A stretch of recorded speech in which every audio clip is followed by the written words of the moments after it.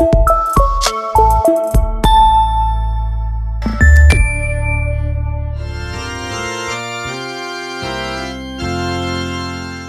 mofinaina isan'andro atolotry ny mpitandrina rakotina valina maoly.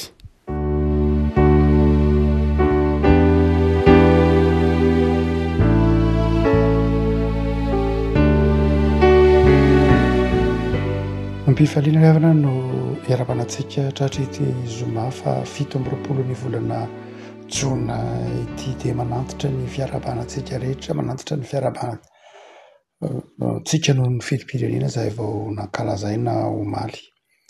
Ny mofinaina izay vao lahatra ao tsika dia ny taratasy nosoratana ho an'ny Koritiana voalohany toko fa 10, Koritiana voalohany toko fa 10 andiny firaika amby telopolo ka hatramin'ny fahatelo amby telopolo dia tohizana amin'ny andiny voalohany amin'ny toko fa iraika ambin'ny folo. Aminaran'i Jesosy. Koa amin'izany na mihinana na misotro ianareo na inona ataonareo dia atao voninahitran'Andriamanitra izany rehetra izany. Aza manao izay ahatafitonana ny jiosy na ny jetilisa na ny fiangonan'Andriamanitra dia tahaka koa manao izay ahafinaritra ny olona rehetra amin'ny zavatra rehetra ka tsy mitady ny mahasoa ihany fa ny mahasoa ny maro mba ho vonjena. Aoka anahakay ianareo dia tahaka ny anafako any Kristy. Ray masino manamasinana amin'ny fahamarinana ny teninao amin'ny fahamarinana. Amen. Fehiteny mikasika ny fihetsika tokony atao eo anatrehan'ny hena aterina amin'ny sampy no mofinaina voalahatra ho antsika eto ry havako. Adivitra be tany Korinto, Korinto no tanàna lehibe, be olona, fangarona karazan'olona maro samihafa. Ary dia ady hevitra be tany Korinto tao anatin'ny fiangonan'Andriamanitra, izany anatin'ny fiangonana kristiana tao Korinto, ny hoe azo hohanina sa tsy azo hohanina ny hena aterina amin'ny sampy. Fahotana sa tsy fahotana ny fihinanana hena aterina amin'ny sampy. Nisy olana etika lehibe zany, hoe tokony atao ve zany sa tsy tokony atao. Nisy ireo izay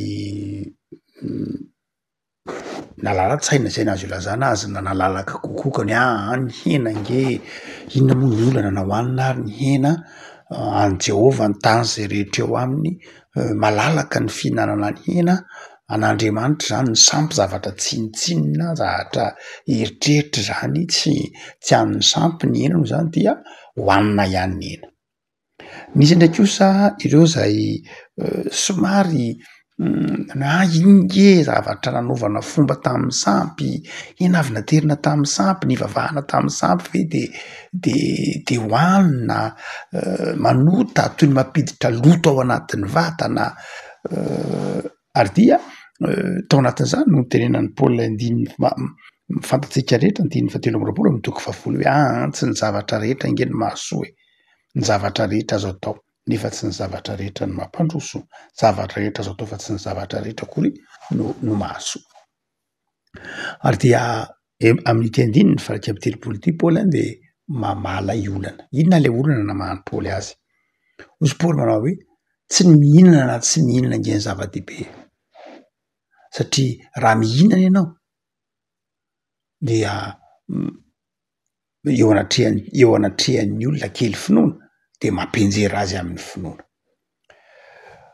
Sarotra ihany tamin'ny lafin'ny toeran'ny kristiana nandranjalanja zany tamin'ny fotoan'andro. Sarotra ihany. Indrindra ny fiarahamonina izay nisy tamin'izany fotoana izany dia fiarahamonina ataontsika hoe tsy individualista ohatra antsika izao. Fiarahamonina hainantsika izao mantsy individualista be. Izany hoe tsy miraharatsy, zay mety ataonao. Fihinana ianao, anao tsy hinana ianao izay ataonao any, tsy atao manelingelina amin'ny finoako izany. Raha ohatra ka matanjaka tsara tahak'izay ny finoana dia tsisy olana mihitsy tamin'izany fotoana izany ny fiarahamonina tany Korinto dia tahaka ny mitovitovy amin'ny fiarahamonina malagasy tranainy. Fiarahamonina izay ny repairany dia ny manodidina azy. Izany hoe ny maridalany ny fihetsiny dia mifampiankina manodidina azy.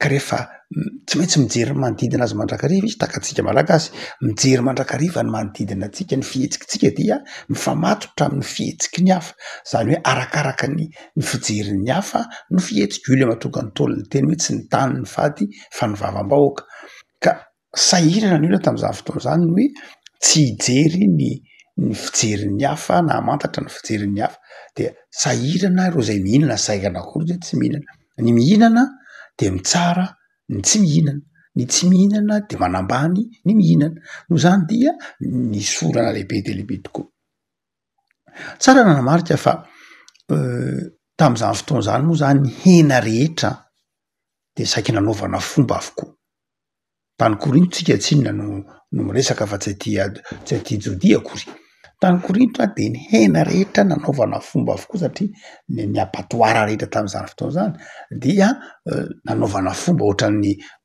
sanatria mitovitovy am'le fomba atao hoe alalina ty amitsika ny hoe alalina dia lay hena no vonona tamin'ny fomba vavahana silamo de iny ara moa misy kristianina mihitsy hoe aza mihinana alalina fa nanaovana fomba iny dia zany mbola eo ihany fa tamin'ny fotoan'andro tamin'ny andron'ny tany Korinto de tena nisy mihitsy fomba natao satria ny hena rehetra de nanaovana fomba avokoa zay no natonga ny kristianina voalohany ireo kristianina voalohany zany de vegetarianina maha vegetarianina azy ireo tsy noho ny finoana tsy noho ny fahasalamana tsika mantsy ankehitriny aleo manao vegetarianina fa ny hena tsy mahasalama ny hena mitondra aretina ny hena miteraka cholesterol miteraka de mifady hena isika amin'ny andro ankehitriny manao régime tena noho ny antony ara-pahasalamana fa ny fiangonana voalohany ny apahany fiangonana eglizy pagano-kretiana zany hoe kristianina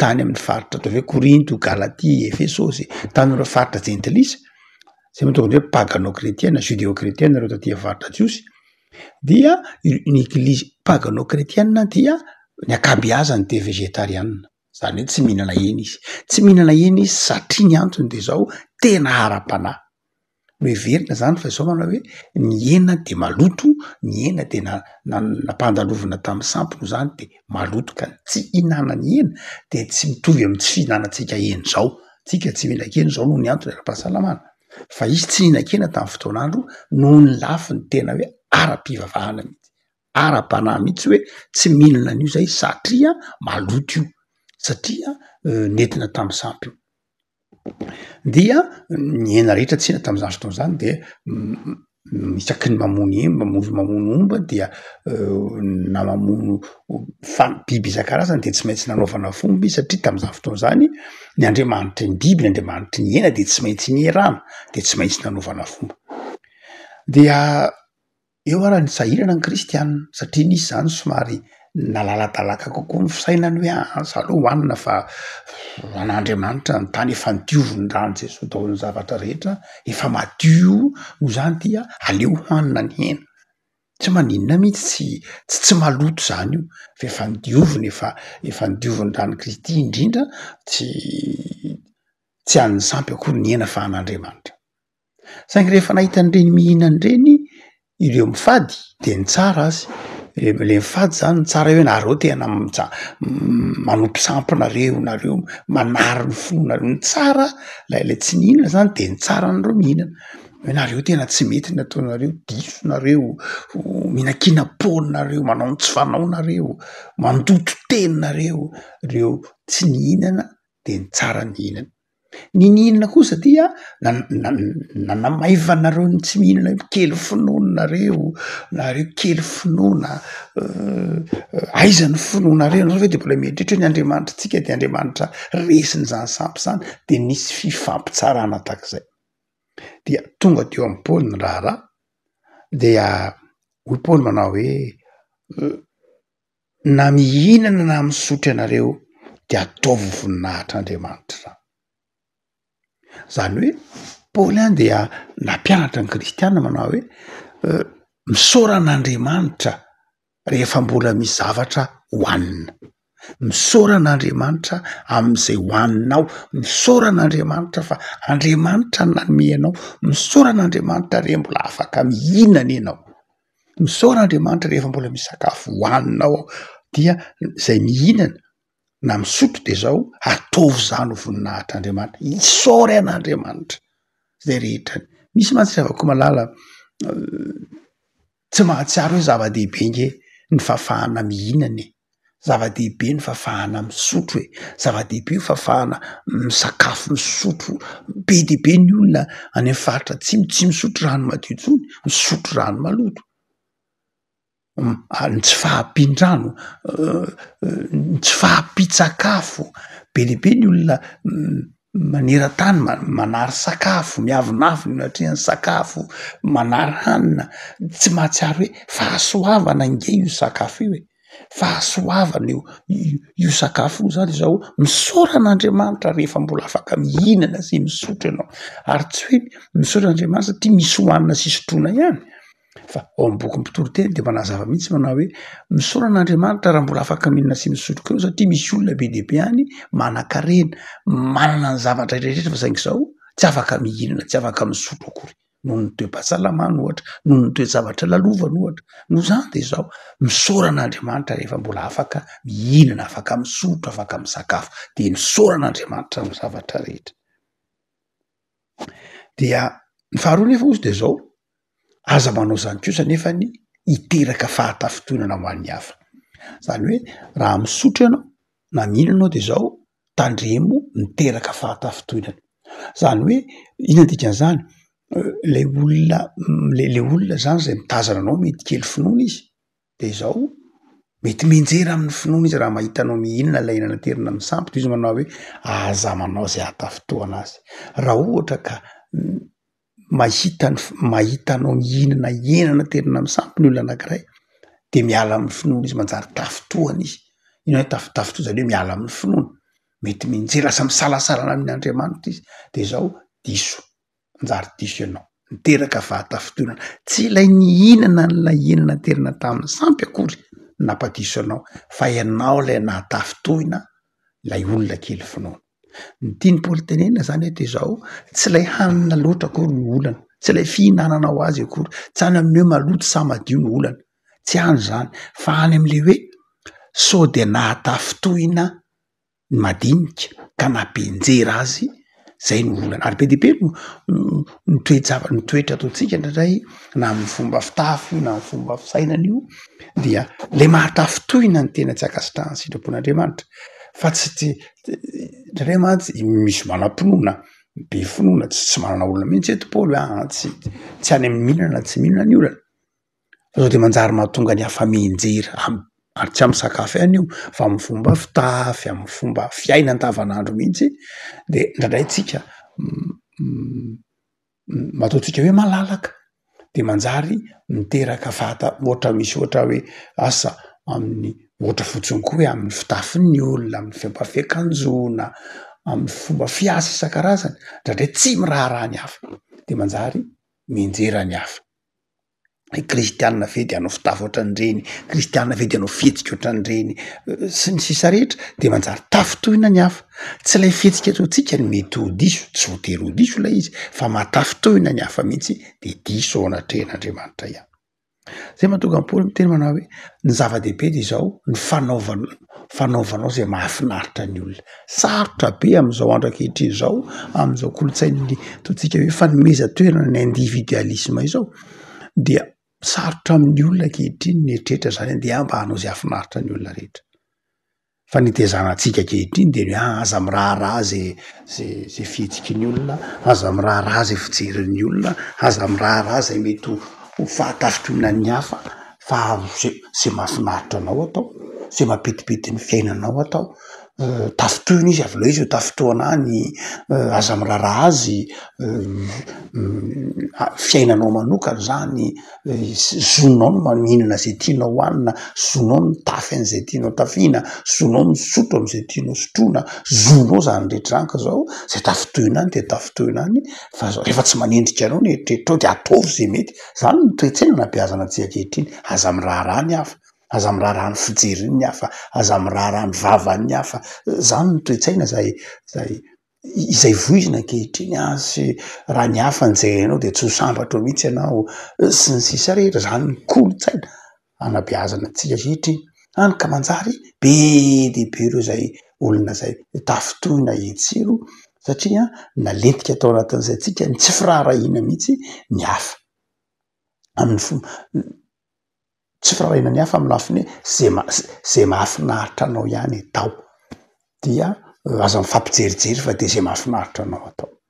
Io tsy afaka malala dia fomba fijery hafa mihitsy aby nambarany Paoly. Tsy amin'ny lafiny sakafo ihany io fa ny hoe zava-dehibe any ny lafiny hoe ny fiainana kristianina eo anivon'ny fiarahamonina de zao mifampitsinjo sy mifanohana, tandremanao izay tsy halavo ny hafa, mitandrina ny rahalahinao ianao, tsy mitandrina ny tenanao ihany fa mitandrina ny rahalahinao ianao. Zany hoe tsy mampaninina anao ny mampandefitra ny fahafahanao, tsy mampaninina anao ny mampandefitra ny fahafahanao mba hahatonga ny namanao tsy ho lavo.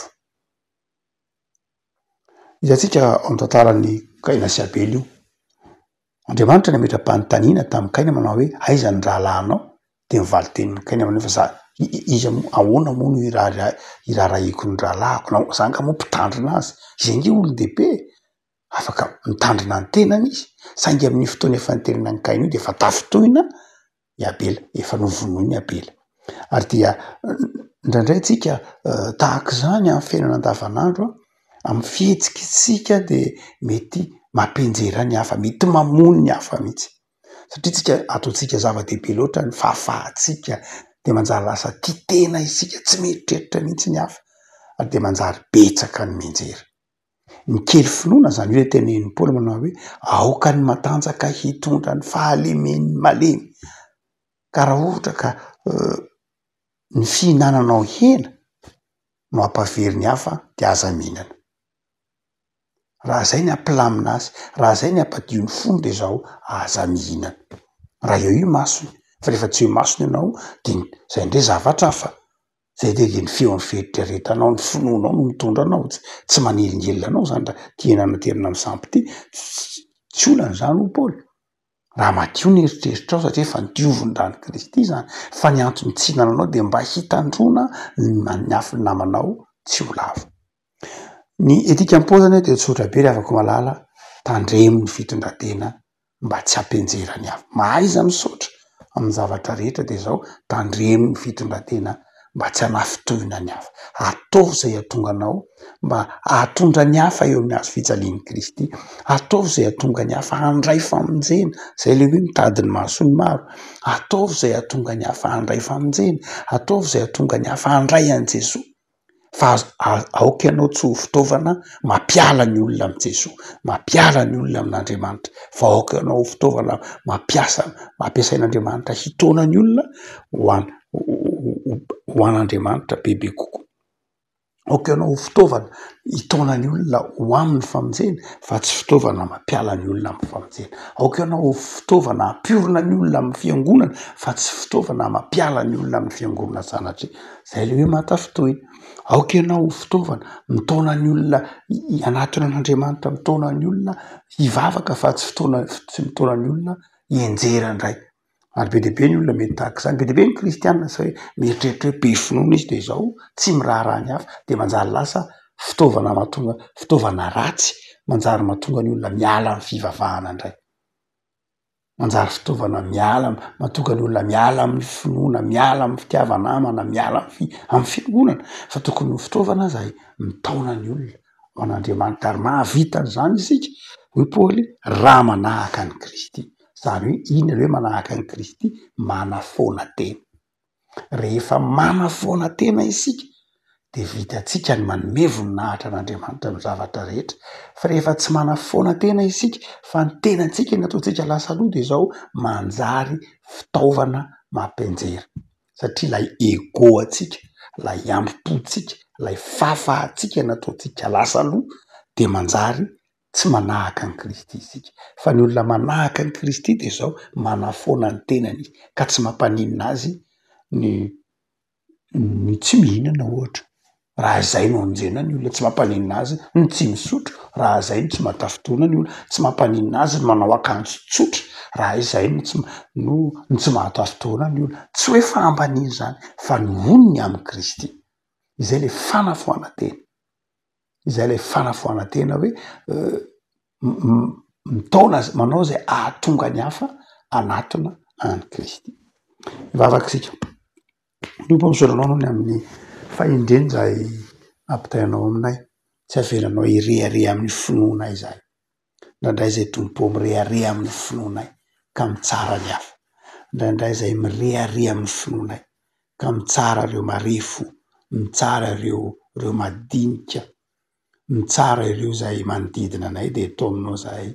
Fa ny finoana de tsy rehareana fa hoentina amin'ny fanetretena ary dia atao aminao zay hanafaona tena mba hahatonga ny namanay hanatona anao bebe kokoa. Misaotra Tompo fa atao aminao zahay ahay tondra tena tsara ka hijery ny manodidina anay, hisaotra anao noho ny amin'ny sakafo, noho ny amin'ny zay omenao hoaninay isan'andro, mba hisoranay ianao sy hanomezanay voninahitra anao handehananay amin'ny fanafoana tena.